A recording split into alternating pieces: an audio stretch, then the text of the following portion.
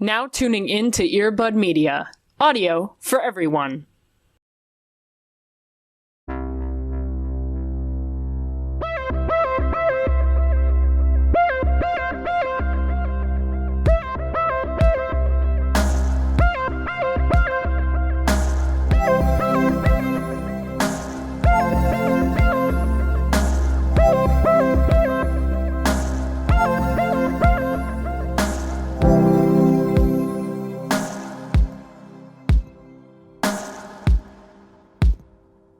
We got highlights. We're boogieing. We're ready. Yeah, we're in Boogie Wonderland. I am honestly surprised that there were highlights this episode because we've seen that there have been topical things. Elena should have, in the time, should have gotten feathers. Yeah. It was 2013. I mean, it feels right. No humanity means obviously you go red, right? But like... Right, yeah. That's how you know you're evil. It's either that or a fuck-ass Bob. You know what I mean? Like... Right, yeah. Yeah. But if she had just come out, you know, like go into some expensive salon in New York and be like, hi, I have $600. Can you just make me beautiful? And she just comes out with a lot of those early 2010s feathers in her hair. God. Yeah. Ugh. But no, we just got red highlights and a bump it in her hair, which still feels accurate, honestly. Sure. It's historically accurate. It is. It is historically accurate. Oh, man, it really changed her, though. What a beautiful new haircut can do for a woman. Yeah. New lease on life.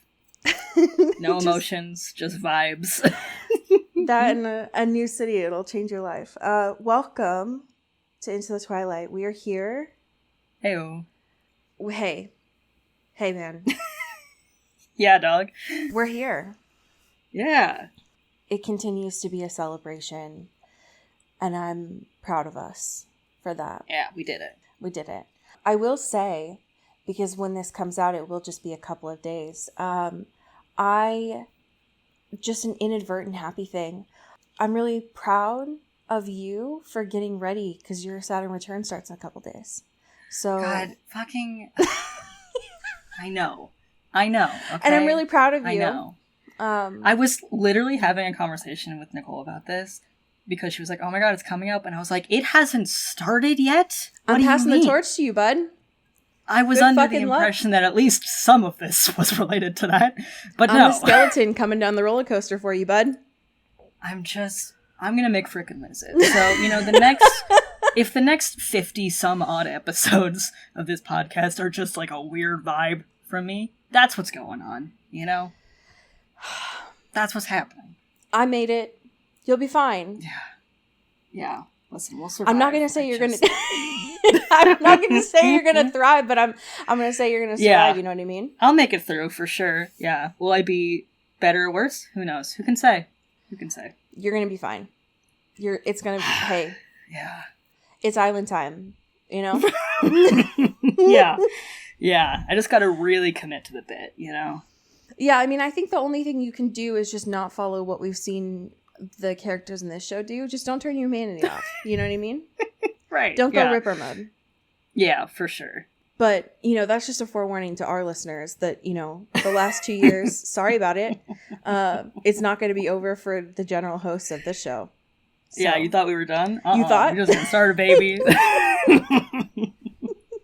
How are you, though, as you get ready?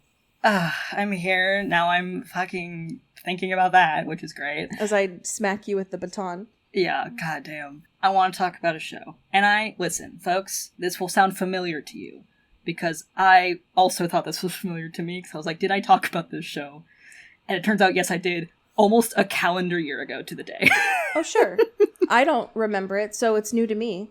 Exactly. That was a year ago. And this is a new iteration of it. And I want to fucking talk about it. So I'm going to talk about it, okay? And that is Everybody's Live with John Mulaney. Oh, yeah. Yeah. Previously, it was Everybody's in LA. And that was like a short experiment of like what Netflix could do for like a live, late night, weekly kind of talk show. notoriously great for Right. them, those live things. Yes, exactly. And surprisingly, the show was bonkers and was very silly and amazing. And everyone's like, okay, that was a fun little experiment. They're never doing it again. Psych, they renewed it for like a full season as a new total show. And it's so fucking good, man. Like, I love appointment TV. I love, you know, a weekly late night kind of vibe. And also, everyone who's writing on this or showing up for this as guests are like fully just in a like haunted house of horrors, not knowing what they're going to be talking about or doing. It's all very, but it's beautiful because everyone's like committed to the bit and everyone's like, this is like someone on acid who is making the show. I don't know where I am. I don't know what's happening, but I'm having fun, ? And I love this. And most specifically, I gotta talk about my man's Richard Kind. Because he is the best, like, co-host or, like, assistant guy in the biz right now. He's fucking crushing it. No one will commit like Richard Kind will. And that's incredible. There was one episode in which they gave a disclaimer that's like, hey, sorry guys, Richard got into an accident. He thinks he is Gene Simmons. He's gonna be talking and acting and looking a lot like Gene Simmons the whole time, and there's nothing we can do about it. And they were right. That's what he did for an hour live. The whole show. The episode this week, John Mulaney just did it blindfolded. The whole time. Live. On television. He was just wearing a blindfold while also hosting and doing a show. As someone who often, like, my job is essentially producing, that would give me an ulcer. Absolutely. Like, oh, my talent. Do we have enough insurance for this? It's so wild. And, like, it just feels very fresh. And it just feels like people are just doing whatever the fuck they want to. And it's so cool to see that, especially in, like, a late night kind of space where it's like, you're not on a network, like a traditional network, so you kind of have the freedom to be a bit more loosey-goosey, to be a bit more, like, pushing of the form of things. And it's really fun to see, like, what happens when you're just like, fuck it, we kind of don't have rules. Right. But it's beautiful. I love it. It's incredibly fun. They also, the musical guests are incredible. They had Alanis Morissette on last week. Oh my god. Fucking incredible. I mean, you know this, of course. Our audience might not remember this, but y'all know that, like, I love the concept of late night. I am not a late night person, so I rarely get to engage with it. The idea of this being on Netflix is very intriguing to me as a concept. Because if they can nail live television, how nice. They've gotten a little bit, I mean, they got better with it over Christmas on there. Yeah. But that is, I love comedy. I love the concept of this. Yes. I love a variety type of show there as well. This sounds very good. I appreciate this a lot. Yeah, it's a blast. Highly recommend. It is a fever dream and also just a good hang. Just a good vibe. Amen. I'm into it. How are you doing, my friend? You know what? I'm here. Yeah. And I'm getting through and I am persevering, which is important. Huge. Yeah. Yes, huge. There were a couple of things I was debating on bringing this week, but I was really reminded of my roots. And I felt it would be disingenuous to bring anything but this, because it did bring me a lot of joy this week. I am known after work to put TikTok on autoplay when I'm doing my dishes or things like that. Because usually I tend to get caught up on my podcast during the workday. And I stumbled across a podcast that was talking about one of my favorite movies, A Walk to Remember. And I, like a fucking siren song, could hear it across the room. And I immediately stopped what I was doing and had to come back and, like, listen to it. Because usually I'm not really paying attention. It's just more of like catching up on what's going on in the world for 20 minutes while I'm tidying up. But it was a clip from this podcast called Second Showing Podcast, which I've never heard of, but thank you for your work. And they were specifically talking about a titular moment in A Walk to Remember where Landon is standing up for Jamie in the cafeteria when she is getting made fun of. And he goes sicko mode on there. And I immediately stopped what I was doing of folding laundry and had to go look at it. And it reminded me of how much I love this movie. And it was like, okay, cancel all of my evening plans. I need to watch A Walk to Remember tonight. Listen, I love this movie. Is it good?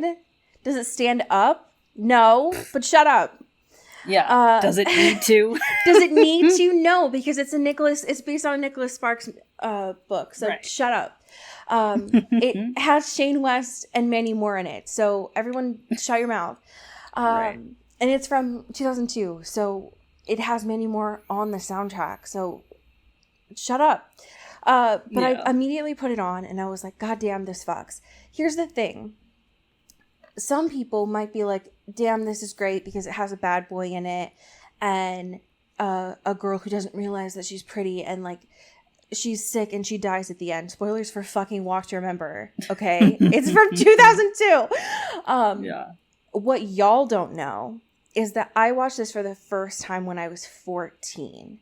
Before I'd already been disabled, but I didn't know this. Right before I got chronically ill and almost died from being sick. Okay? This hit different because I thought this gave me unrealistic expectations for how relationships were supposed to go. Okay? I thought that the person that I was with, who was also dark, mysterious, very Landon-esque, okay, was... I very much was also like, ooh, I'm going to die. Okay. But could not sing, obviously. And also I was not on that kind of Christian pipeline. This gave me very unrealistic expectations for how beautiful dying was. So Nicholas Sparks, meet me in the Denny's parking lot. It's still great. I think that for many people, it gave us unrealistic expectations for romance because that's how Nicholas Sparks works. But Shane West, very much like this episode that we're going to talk about today, I unfortunately am very down bad for a dark and mysterious character who is... And I'm saying dark and mysterious, okay? Like, he's very much not. But, like, Landon is supposed to be a bad boy in this. You know what I mean? He's dark. He's, like, rebellious, okay? He drinks underage. You know what I mean? He's a cool guy. He's a cool kid. You know what I mean? People don't understand him. It was very nice to be able to watch this movie, remember how much I enjoyed it then, and also Mandy Moore, I love you. You're so great. You were great then, you're great now, and I appreciate you immensely. Y'all know how I feel about This Is Us. I just love this movie, okay? I don't know what to tell you. You put someone in a baseball tee and I'm in, okay? I'm there. Absolutely. Literally say less. I don't know what to tell you. Thank you, Shane West, for contributing to my unrealistic expectations of romance. So important. Hell yeah. You're appreciated. And this, looking at our notes right now, like, this really is my type. Richard Kind and Shane West. You know what I mean? Like, that's... Yeah. These are my boys. These are my dudes. The answer is yes. We have really just a smattering of current events this week. Yeah. What section of Movie Corner would you like to take us to today? Let's start with a little can corner, shall we? Yeah. Pew, pew, pew, pew. It's can time, baby. People are there. People are watching movies. Shout out friend of the pod, Kelsey Weekman, who is literally there in France right now. Shout the fuck out. Thank you for your service. And of course, our girl, K-Stu, is there. Right. Also, friend of the pod. Also, very close personal friend of the podcast. Doing undercover work for us and also Right. promoting her directorial debut there. Yes, as well. she is promoting her feature directorial debut, Chronology of Water. Yeah. She's here. And also, she's been at Cannes. She's a frequent goer of Cannes. She's like there. And we got a little hair moment as well. Yeah, so good news, bad news. Yeah, Newlywed, stepping out. She said pink, sure. all in for summer. Love it, great. Mm-hmm. If there's one thing that's consistent across this show, Mm-hmm. it is the unhealthy, toxic relationship that Kristen Stewart has with her fashion partner, Chanel. Yeah. Most of the time it is a miss. Sometimes throughout these years we do get some hits. Yeah. What is unfortunate about this directorial debut look, we get some cuts on here that work really well for her figure. All of it together, I say why. There's a lot going on here. Yeah. And I want her to be free from whatever the people at Chanel are doing to her. Yeah. Because they always just like her in these pastels and these little like lacy bits and these little fringe things and these little whatever. And sometimes it's fine. Most of the time it's like, why are you dressing her like a baby? I'm very confused. Correct. I don't understand. And that is not to say that pink is bad. However, Right. I find, especially this farther away photo, that she is looking washed out. Yeah. I don't like that. Specifically the top and the bottom. If I ignore the like over twill skirt thing, we have seen her in a lot. That kind of boxy cut, I think, does work well for her figure. I think we've seen that in a lot of like white and black. Those, specifically, I think we've seen that in white and black. That high contrast works a lot better with her coloring. This washes her out. And I worry specifically with these kind of photo moments that I often find putting folks in this very light coloring that is often skin tone, what that can do in a moment that we're in right now. I am concerned. I wish that they hadn't done it. It does not look appropriate for her skin tone because it washes her out. I am also worried about how this could be manipulated, is what I'm trying to say. Yeah, I feel that. Hair looks great, but I agree with you that she looks like a doll when she's supposed to be, I don't know, a directorial debut feels like a good time to be like, I'm a boss. Yeah, exactly. Kristen Stewart has never given capital F feminine to me. Yeah. That is not her vibe that she chooses to wear clothing to. So I'm annoyed, Chanel. Y'all piss me off all the time. But I'm proud of her.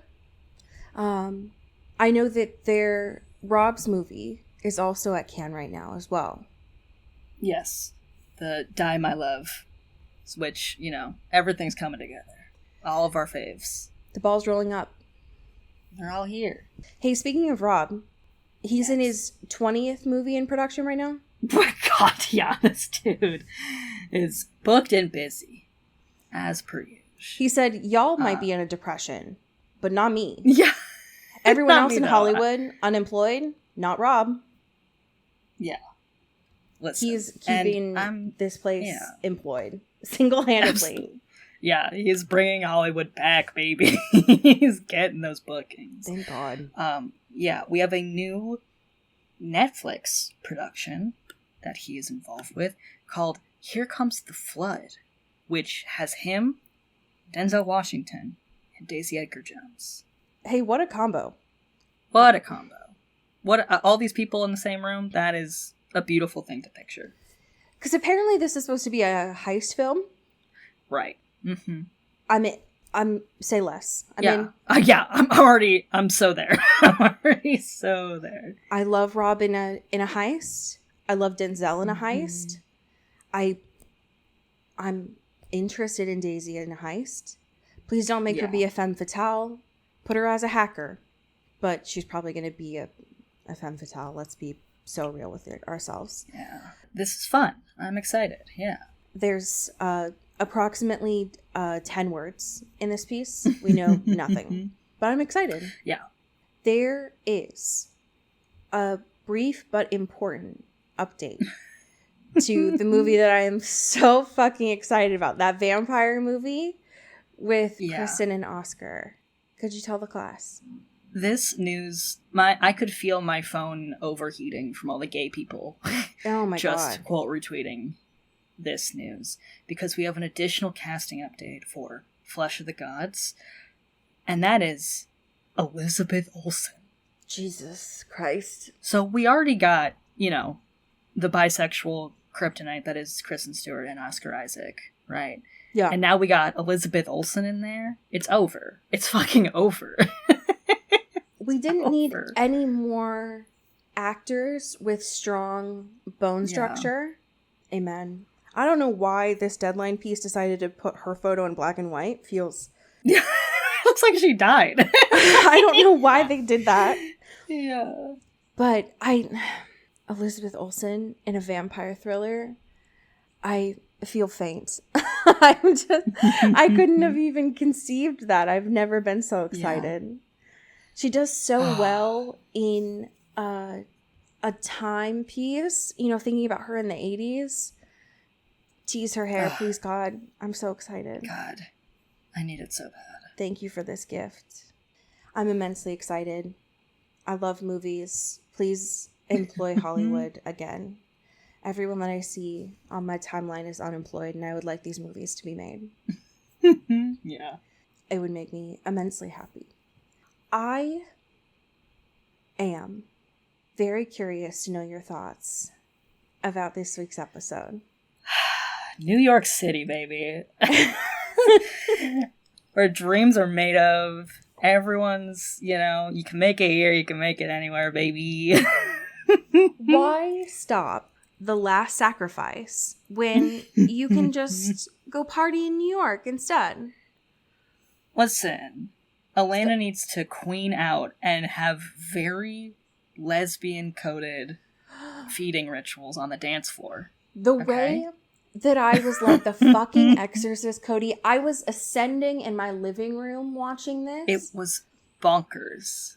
What kind of gift did they give? Who wrote this? Let me send you flowers. Yeah, you deserve it.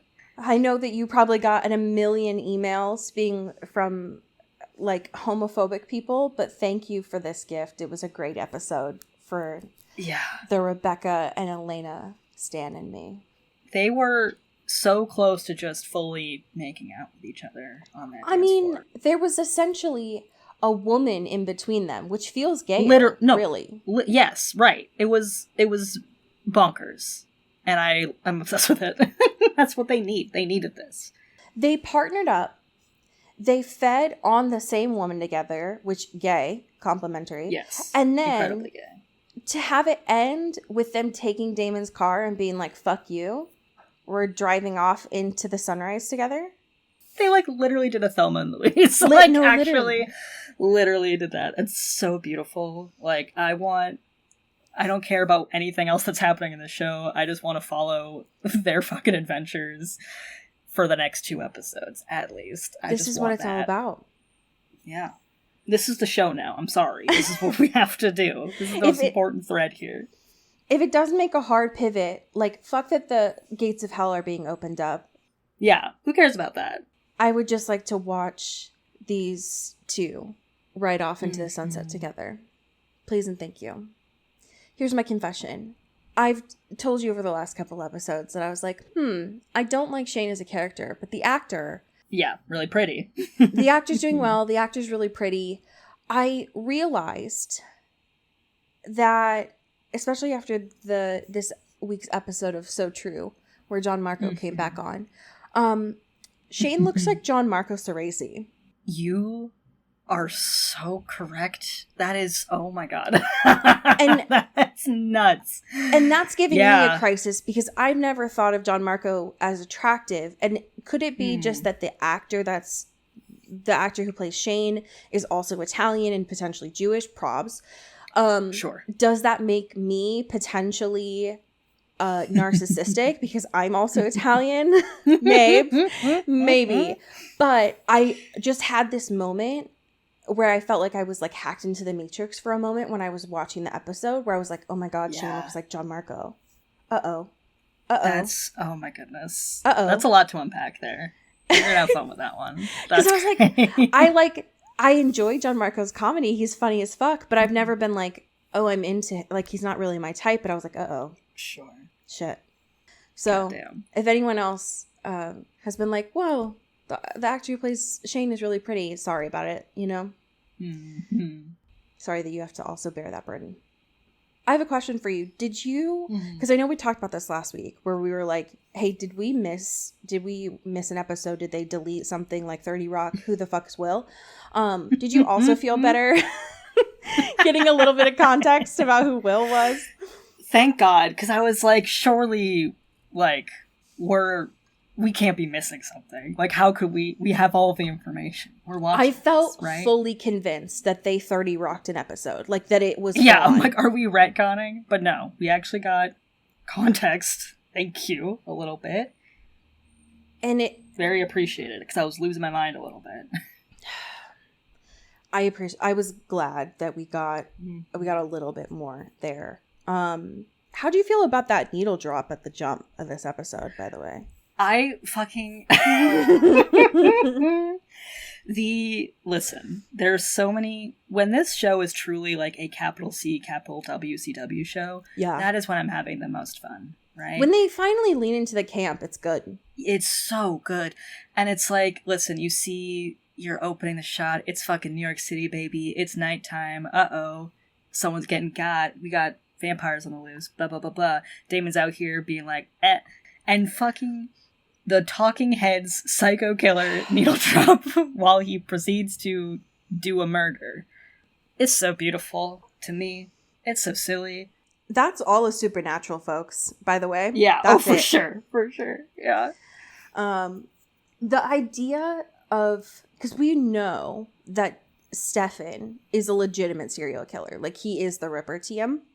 Right. The idea that Damon could be son of Sam, which he's not. Like, there's no way. Yeah, but him being like, son of Giuseppe, this motherfucker. He's got some nerve. 70s Damon, unfortunately, like I just said about Landon, he's... wood is my answer. I could fix him. I could fix him. I've never related to Lexi more in my life. Yeah, Lexi was really haven't eaten her oats this episode. It's like, I get it, girl. I get you. You know what? Yeah. The idea of, because it's the 70s, right? But the idea of, like, at the end of every night when you are wasted, not getting pizza, or in our day now, like, not getting Taco Bell, but you are ending every bender talking about your ex is so wild. For 6 months, Lexi, I can fix him. If I was there, things would have turned out a little bit different. It would have been different. It would have been different. A lot of this wouldn't have happened. It was wild to see 70s Damon be like, I'm playing chess here. I'm going to pretend that my emotions are coming back for 6 months just to make you feel like a fucking flightless bird on this rooftop. As much as I say that you will never make me feel anything for Klaus, which I'll get there. I have seen Damon's trajectory. I've seen him become a full character who has layers. He's an onion. Yeah. 70s Damon was not there yet. Right. Much more one-dimensional guy, you know? Much more of just a 90s movie villain at that time. It was a lot. But God, did he have some one-liners. That one about leave it to Beaver boring him. Yeah. God, he's so... It was hard because the clothing that they were wearing wasn't appropriate, but I know it's a CW show. Yeah. I've seen the screenshots of Rain, so I knew what to expect. But it was good. I didn't mind the flashback to the 70s. I didn't hate it. Yeah, and it's fun when we get to have, like, flashbacks that are not just, like, ye olden time, or, like... Yellow? They're not sepia? Yeah, incredibly sepia, and, like, with some fuck-ass wigs, you know, and stuff. And those are fine, and they're whatever, and they make sense, and they're important to the narrative, whatever. But, like, there's also so much of modern times that we can be like, hey, let's take a look back and see, you know? And it's fun. I like seeing that. Take me there. I want to see Damon in 70s New York. Come on. 100%. I'm interested. You know, where were they on 9/11? I have questions. Yeah. Why didn't they stop it? You know? Yeah. Much to think about. I have questions. I mean, I mostly for the originals, honestly, because we know Tweedledee and Tweedledum can't do fuck for all. But, like, the originals are they are the most powerful, apparently. So why, there are a lot of tragedies in this world. Why couldn't you fix them? I don't understand. Yeah. Maybe it's a butterfly effect. That's probably what the show writers would say. Yeah. I agree with you about the time going into the flashback here, that it made sense because it's like, oh, we're trying to find Catherine. I'm here for the cure. What I most appreciated about it was Stefan being like, so do you have a purpose? I hear what you're saying. I hear that you're trying to find Catherine, but we've been trying to find Catherine for decades. So is now really the most important time when Silas is literally trying to open the gates of hell? And he's like, no, for sure. I hear you. Actually the most important time. Trust me, bro. I got this. Stuff in this episode is such like a petty little bitch. I love it. Because he's like, hey, dog, I think there's some unresolved things that you probably don't. Feelings for Catherine. And like, I understand why, you know, New York is the place, baby. Yeah. I see it. City of Lights, baby. I get it. But there is going to be like a horrible, absolute clusterfuck coming down here in moments, right? So maybe we can like divert our energy back to here, you know? And Damon's like, nah, I'm good. You'll see, this will all come together. And it's like, I don't think that's true. I think you're here for very personal reasons. He was in everyone's business. The fact that he invited Klaus over to their house, dude, and made him the third wheel this whole episode. Granted, like, everyone shut up. I know that he had a reason to be there, but Stefan was so petty about that, because did he text Klaus and be like, hey, hear me out. This would be a great idea. Yeah. Nasty. Well, nasty just like, work. I don't know, chill out. Just hang out. All Caroline wanted to do this episode was to pout and sit in her misery, which she has every right to do. And she couldn't catch a break. God. Let her misery clean. Yeah, she's here to just... And listen, she never has time to process her emotions, right? No. Because she's always doing a million things for the town, for the chuckle fucks, for everyone who needs things. She doesn't have time for herself. She doesn't get to just wallop and wallow and be fucking sad. And everyone's just being like, Caroline. It's like, shut up. Let her do this. Especially Klaus, who's like, you know, they have their little tiff or whatever.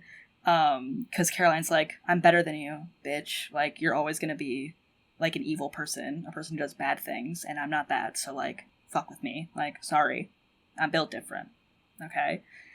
And he comes back after, you know, events that we'll discuss, and it's like, salt in the wound, like, hey, why don't you find someone, like, less terrible to relate to, because, you know, not my problem anymore. And it's like, Klaus, read the fucking room, dog.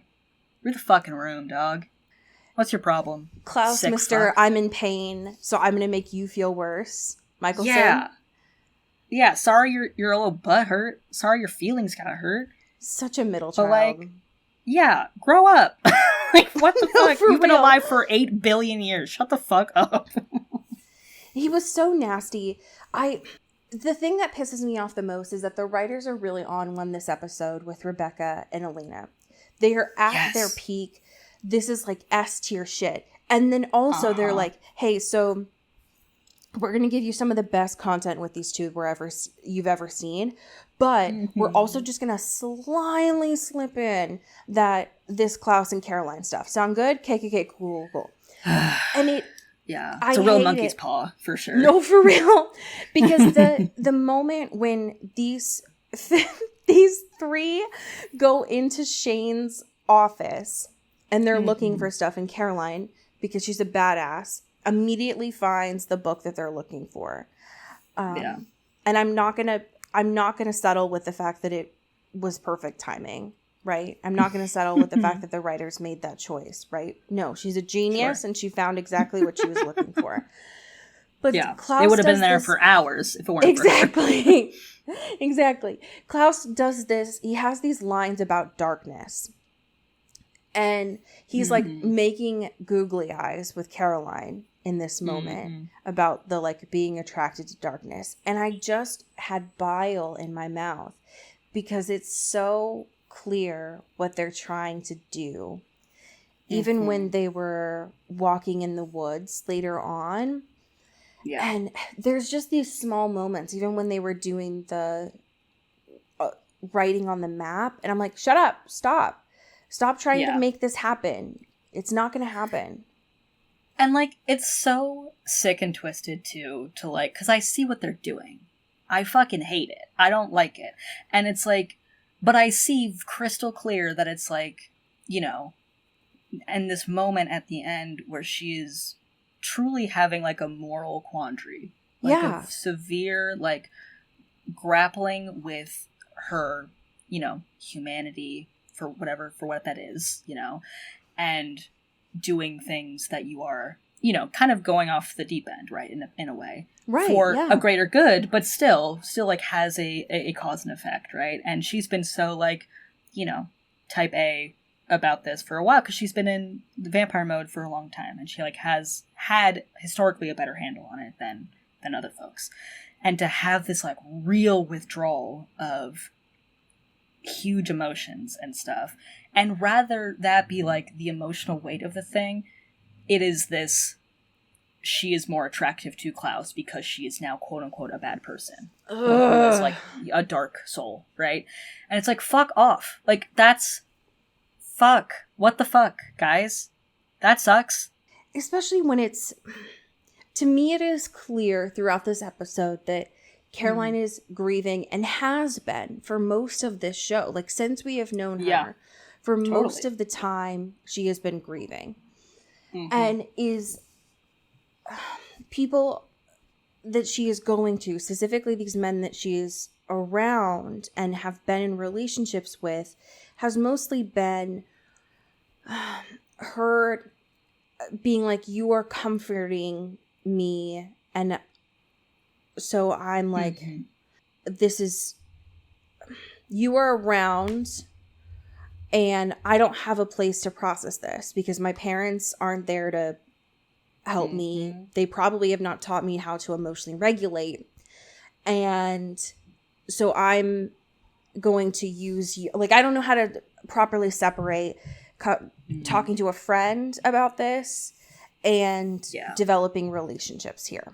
And it feels like in this moment, especially at the end, she wanted to talk to Klaus in a way of like, I know that you have done some shitty stuff. I would like to be able to talk to you about this and process this. But because you were literally, like, physically, you were the only person around right now to do that.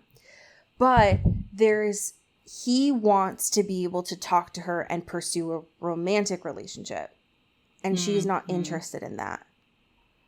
But it's like, the writers are trying to force that. And it's like, no, she just doesn't. She just needs someone to be able to listen to her and respect her and be around. Just give her a chance to be able to have friends.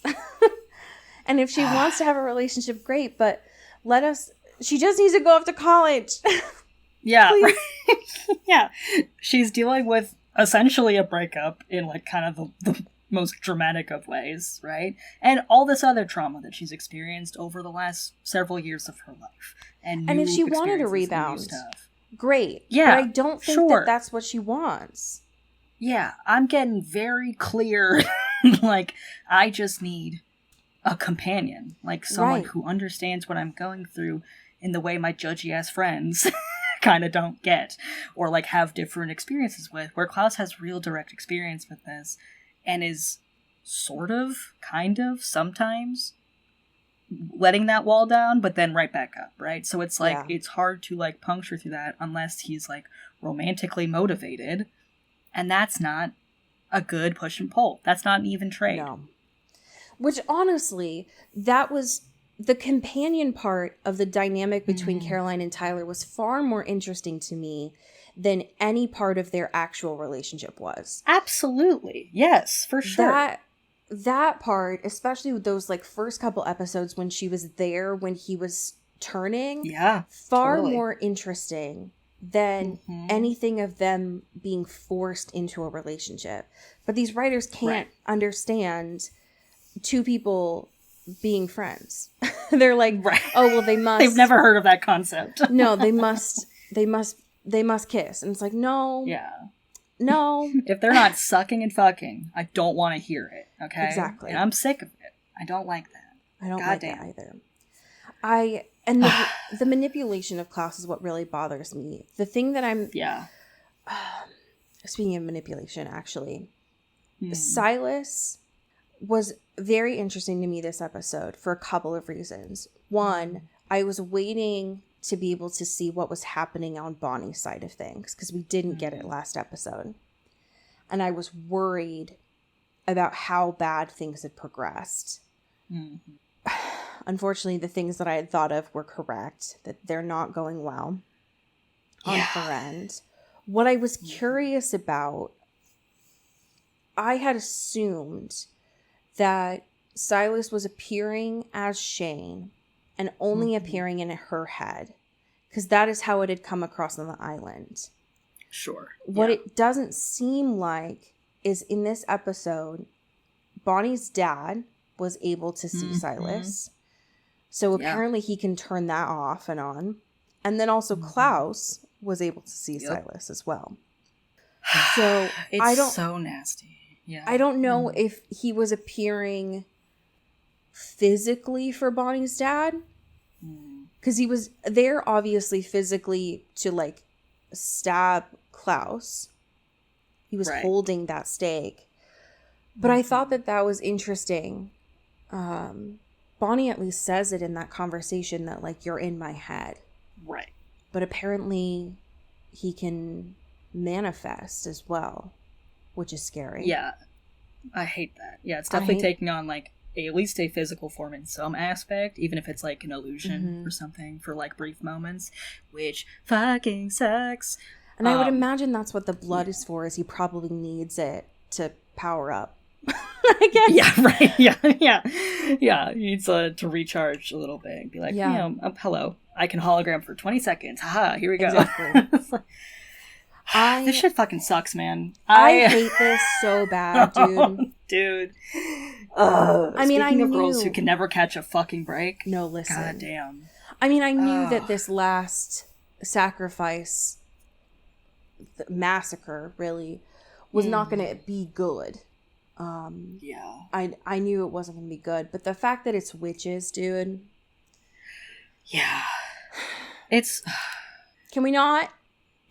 Yeah, like, historically, right? Historically, can we not?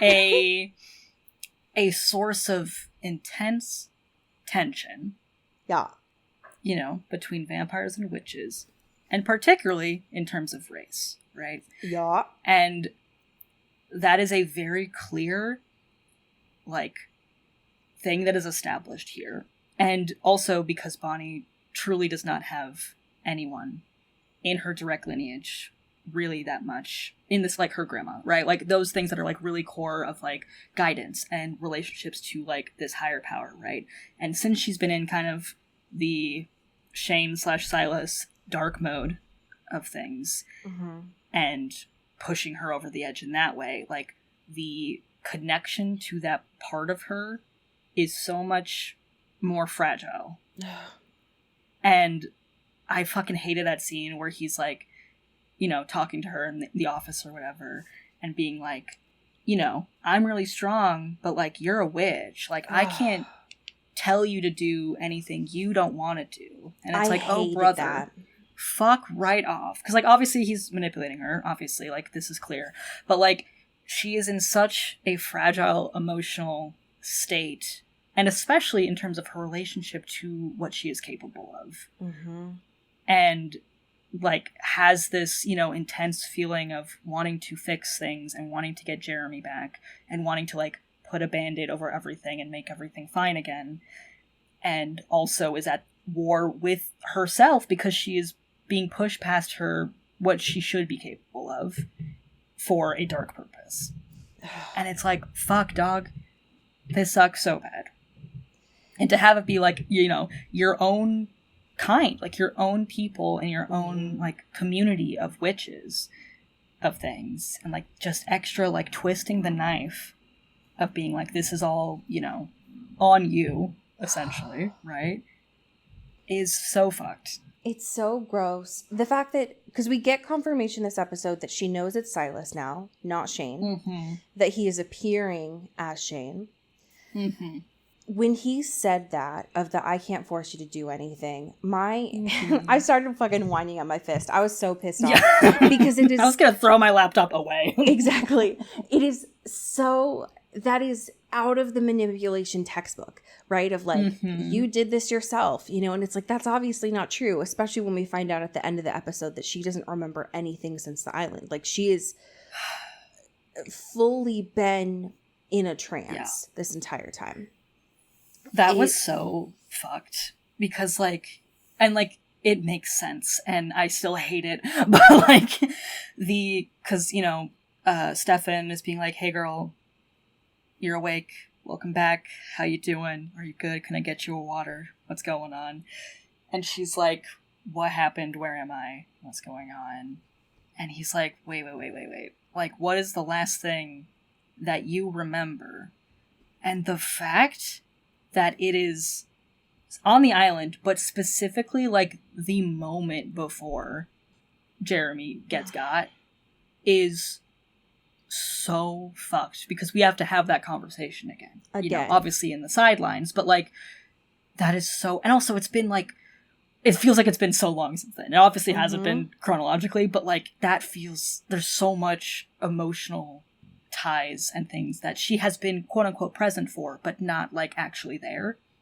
And that fucking sucks, dude. That sucks so bad. It is one of the scariest things to imagine, to just not... To have been technically there, but that was not you. Yeah. To have been so powerful, but that's not the agency of your body, right? Like that. And knowing that what happens with this massacre, where they're trying to... Aja is, like, trying to exorcise Bonnie. We have known through all of these seasons that this land that they're on not only has the historical context that we have in the real world of this is land that has so much blood on it from indigenous people and also black people on there. But in this context of this television show, they have said multiple times that this is land where witches have died as well. Yep. And so, and Bonnie is aware of that. Not Bonnie in this scene, because we know that that's not necessarily her in this moment. I kept thinking in my brain that it was the Silas's witch, but I don't know if that's necessarily what they're leading to. Yeah. But it was so scary that Aja was like, oh, I know about expressionism, but also I brought 12 witches. Girl, okay, sure. That also, like, just a technicality question, but, like, it did feel a little... Not to victim blame you, girl, but what? Felt a little convenient to be like, okay, the third massacre, which all these massacres so far have been 12 humans, 12 hybrids, which we saw all manifested as individual people, right? Yeah. Die, you know? And the fact that Aja is like... You can't fool me, I know expressionism. Right. And, like, really, like, you know, reels it, or, like, really hams it up so, like, the audience knows it's like, okay, this is technically a ritual, or, like, technically one of the sacrifices, because she's like, I have the power of 12 witches! And it's like, okay... Yes, I know they're all, like, linked fuse bond or whatever the fuck now, so, like, technically, yes, but it's like, okay. I know enough about expression, but also here are my 11 homies. Girl? Yeah, me and my squad are here, and if you just kill me, then that's technically the massacre, because you killed all 12 of us. Thank you. And it's like, I get it. It is technically true, but it is a little silly. It's a little convenient to be like, okay, how do we get another quick 12 in here to make this happen? It was so scary to see not Bonnie in that moment be like, abort, I don't know. Yeah. And then the white eyes, always very scary. Hate that. Yeah. I feel devastated for Caroline in this moment. Because this is a fucking, I mean, this is the Charlie problem, right? For sure. Yeah. I don't blame her, because I also would say, I will always save Bonnie. Yeah. She did not know that they were linked like that. Mm-hmm. Mm-hmm. And when Aja pulls a knife on Bonnie, it's like, girl, yeah, like, whoa, hey, whoa. why is that your immediate resort in this moment? So I don't blame so her. Good too. I love that, of being like, this is a crew of intensely powerful supernatural creatures, and they're in the middle of this, like, very specific powerful ritual or whatever, and when that goes awry and being like, oh, Bonnie's fucked up and definitely do on, like, some mind control shit from somebody else, the instinct is just, fuck it, we'll do it raw style, we'll just get a knife out here, let's just get it done. Stefan runs in and is like, no, wait, she's under Silas's spell, and Aja's like, she's got a gun. Like, immediately. Yeah, all right, let's go. Fuck this ritual. I'll just get this done immediately. God. There's no way that Caroline would have known. And the fact that she looks at Klaus and is like, you're one of the most powerful people here. Fix this. And he's like, what do you want me to do? So useless. These men are useless. Yeah. So, of course, she's going to save her friend, because that's Caroline's a bad bitch. There's no way. Right. And she thinks it's 1v1, which to any other person would seem like that. Yeah. How would you know that they're all linked by spiritual rope in that moment? Mm-hmm. I mean, obviously, there's a pentagram on the floor, Caroline, but how would you know, right? You're just a girl. But then, of course, they do all drop like flies, and she's like, well, fuck.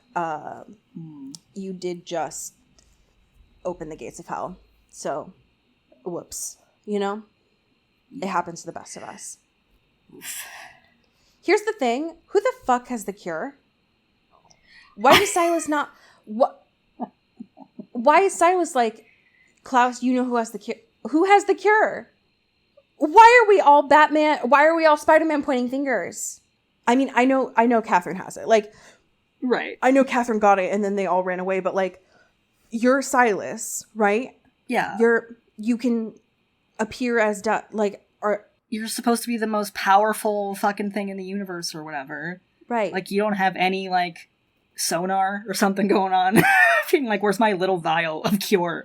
Like, come on, dog. What? Yeah, you can't just say it and it magic carpets back to you. What the fuck? Yeah. What is this? The fact that he shows up to Klaus and Klaus is like, oh, hey, what's up? Interesting. Okay. Nice steak that you got there. Would be a shame if you stabbed me with that. That would totally suck. Ooh, please don't. Please don't do that. I would like to see these two fight a little bit more personally. Get them in the ring. God, yes. Absolutely. I would enjoy that immensely. I'm just for my own personal sake, I would enjoy that. The thing is, though, y'all know this. I enjoy the actor who plays Klaus. One of the things that I enjoy about him a lot is that he looks really pretty when he has tears in his eyes, but he does not cry. He does that really well. I bet casting directors love that about him. Oh, sure.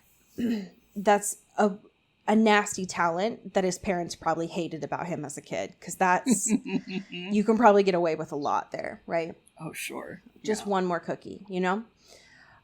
It is sick and twisted to look at Caroline, who apparently he loves. He made a painting for, right? He did, and not just like a drawing on paper, but like a full ass oil painting or whatever. Yeah. Who's very obviously in pain, and be like, I could comfort you right now, but I'm not going to, because you think I'm mean. Me, the fascist, you think I'm mean. Yeah. So I'm going to turn on my heel and walk away. Wah. God. And I'm going to go see a stylist about a cure. Jesus. Fucking hate this dude. He pisses me off. Yeah. And I'm annoyed with him. And I hope that he is never happy. It's also weird. I know that he was probably joking, but I do believe that he probably met Ferdinand Magellan. Yeah. That just sounds about right, honestly. Oh my god. An important note that I did write down is Stefan still remembers Catherine's birthday. Homeboy's still down bad. Embarrassing. God. Down astronomical. Absolutely. Centuries down bad. Catherine's a Gemini. I knew it. That makes complete sense to me. Yeah, that tracks. I love too that like phone call at the end is so funny to me, because both of them are calling each other with the intention of being like, hey, don't be mad, but like, I fucked up, but you got it done, right? Right, being like, but good? we're good. I fucked up, but like, you're good, right? And they're both saying that, and they're like, ah, shit, we both like majorly fucked up. Oops, yikes. Salvatores are full of L's, always. God, I love them. They're so silly. Absolutely. Caroline, L. Not her fault, but L. Bonnie, again, not her fault, L. Stefan, L. His fault. Damon, yes. L. Always his fault. It's Elena, always his fault. Elena, Rebecca, beautiful. Gold stars all the time. Great. Excellent work. Yeah. Never their fault. Jeez. They're gonna be perfect. They both got bumpets. They both got beautiful hair. They might not have a radio that's functioning in that car, but they'll figure it out. Yeah, nothing can go wrong. I wish Lexi was still alive. I wish Damon hadn't killed her, because he just was embarrassed of himself looking at her, you know? But God. That's how a lot of women in the show die. Unfortunately. Yeah. So Silas, W. Who else? Matt, we have no idea. Klaus, L. Yeah, he's probably just at the grill, chilling. He's like, y'all need me for this one? Good. Yeah, Matt is probably going to bring everyone food, actually. So he's W. Yeah. Because that's great. So, yikes. Not good. Also, Jeremy is an L. Mainly, not his fault.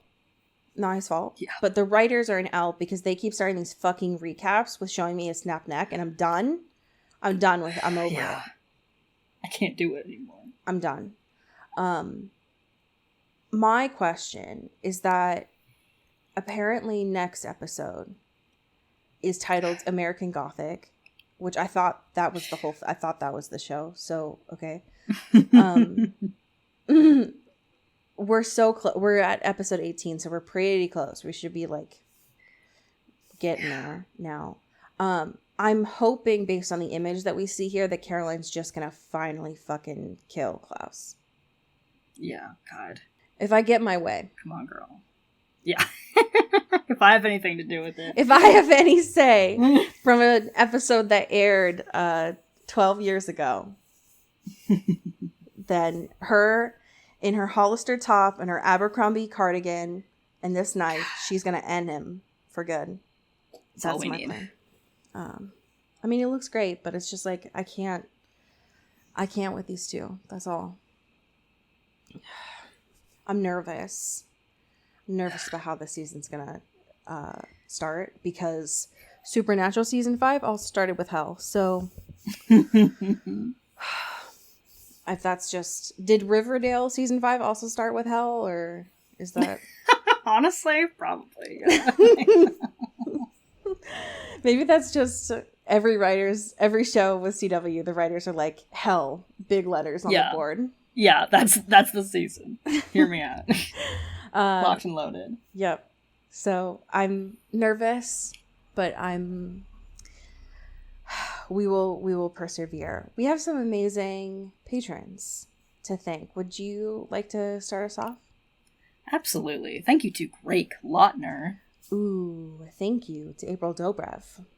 Ooh, thank you to Sean Salvatore. Ooh, thank you to Megan Pattinson. Pew pew. Thank you to Katya Karp. Ooh, thank you to Genevieve Morgan. Ow. Thank you to Danielle Burke. Ooh, thank you to Janae Bennett. Ooh, thank you to Sophia Salinger. Ooh, thank you to Dan Zeklos. Ow. Thank you to Emily Ozera.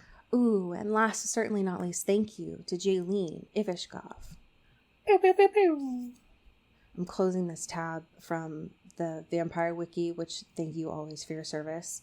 And I forgot that so the much as hashtag always. from this episode was Big Apple Bites, which is just... That's beautiful. That's really good. That's just a lot. That's so good. That's just really good. I have a fan fiction for you this week.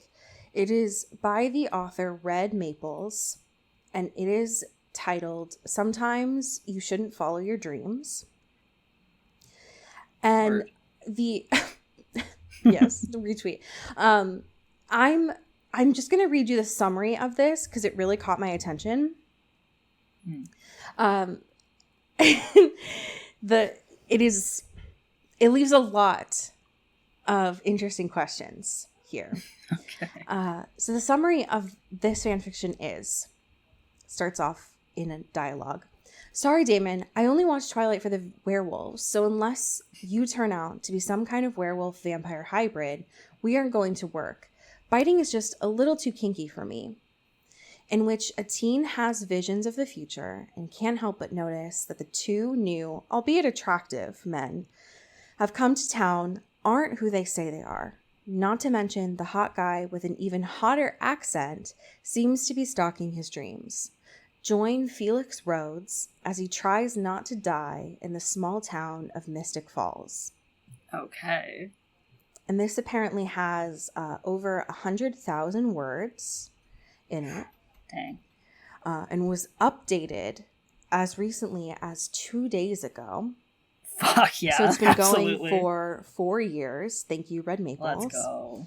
And this is just a shout out to AO3 and the humans that are writing on there, because I heard tale that some of their content has been scraped for LLM models. So I am sorry that that's happening, and I appreciate your work always. Important fanfic writers. Y'all are doing the Lord's work in there. I appreciate you. Absolutely. Oh yeah. I don't always understand it, but I appreciate you, and I am grateful. Yeah. Okay. Well, friends, tell your friends about the show. Tell your family. I mean, the ones that are cool, I guess. Tell your family about the show.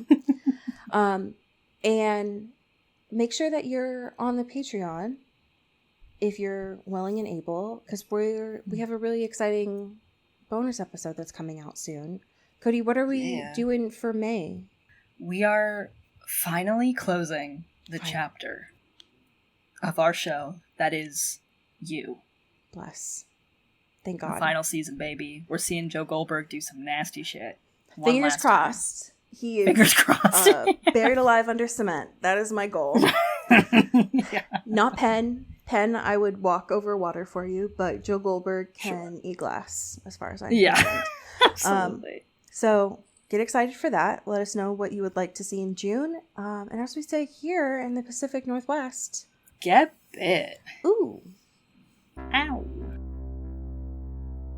Into the Twilight is an Earbud Media production. You can follow us on Twitter at Into the Twilight or on TikTok at Into the Twilight Show. You can find me at Cody Corral on Twitter and Allie at Alexandria Does. And you can support us on Patreon at patreon.com/intothetwilight. We have merch, so much stuff. All those links are in the episode description. And make sure to rate and review us on your favorite podcast hosting platform. It really helps the show. Thanks. Bye.